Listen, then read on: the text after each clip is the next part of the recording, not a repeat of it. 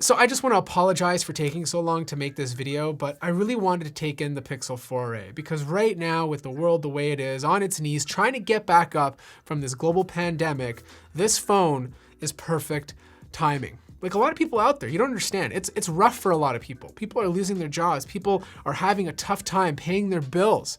And for us tech YouTubers, which is me included, to come out and talk about these $1,300 smartphones that do this and that might make a lot of people feel upset.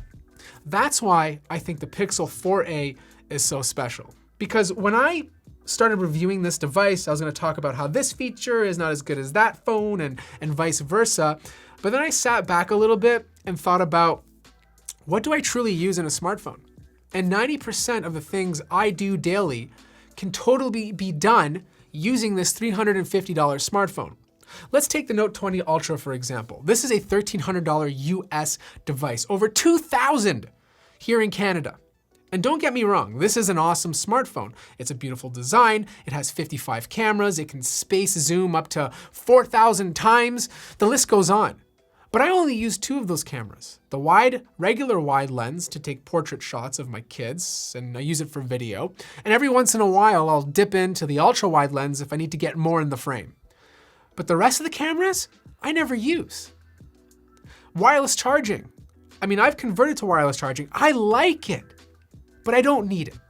Okay, and quite frankly, you're gonna charge your phone faster if you don't use it. And that's something the Pixel 4a is omitting. The display is 6.9 inches, and that's great. It's good for media consumption, but this is a big phone to hold. I don't wanna be carrying this in my pocket every single day. Not only will people think I'm excited to see them, it just feels uncomfortable.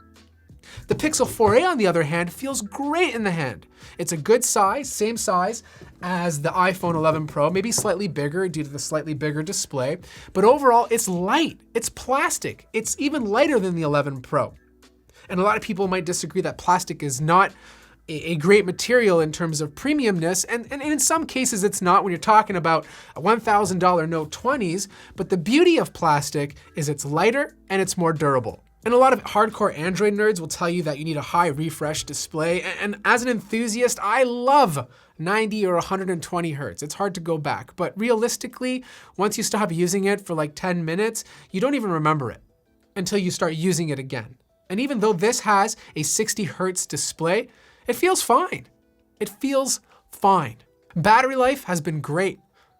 Just as good as those $1,300 smartphones, at least some of them, I can get through the entire day. In fact, I actually stopped using this phone for 5 days and left it on, and the standby was unbelievable. Like I came back to the device and it only dropped by like 10 to 15%. The camera quality, the one lens camera quality is unbelievable. This is the same camera combined with Google's computational photography that the Pixel 4 has. And to have that in a $350 smartphone beats out the entire competition at that price point. I would have loved the ultra wide lens, but I'd be paying more. But for that single lens to be so good and takes the photos it takes, it's consistent. You're always gonna get a good photo out of this lens. And the night mode for a single lens is unbelievable. Now I know this doesn't have water resistance, but how many phones at $350 does? What it does have though is a headphone jack. And you have to understand something. A lot of families who are struggling, who are on a budget, looking at this device, don't want to run out and buy truly wireless earbuds because those types of devices have to be replaced every 2 years because the battery degrades and in some cases can't be replaced. Families want to use what they already have. And everybody, doesn't matter the income bracket you're in, has wired headphones. Software. This is Google software. It's clean Android. It's gonna get feature drops. It's gonna be updated for at least the next 3 years. Something you can't say about other manufacturers except for Apple at this price point. You're lucky, in some cases, depending on the company, if your phone gets an update a year later. No 5G, and I don't think this is an important one. A lot of cities, a lot of places still don't have 5G like here in Canada. They're building it, and even if they have it kind of ready, like in the States on T-Mobile and Verizon, the reception is still not that great.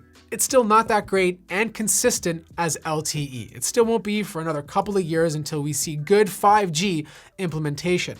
And the last thing is the Snapdragon 730.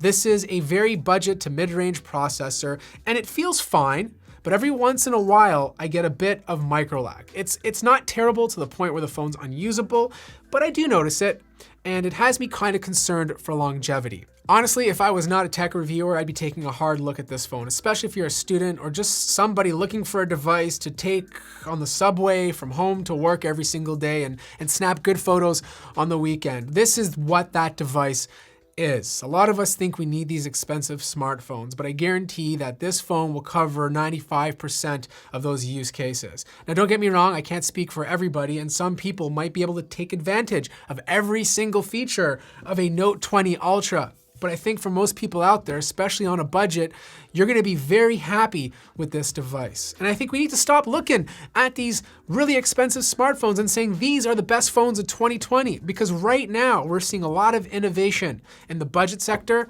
and I truly feel like these guys are the true winners. I hope this makes a lot of sense for you. If you have any questions, let me know in the comments below. Like the video if you liked it, subscribe if you haven't already, and I'll see you guys in the next video.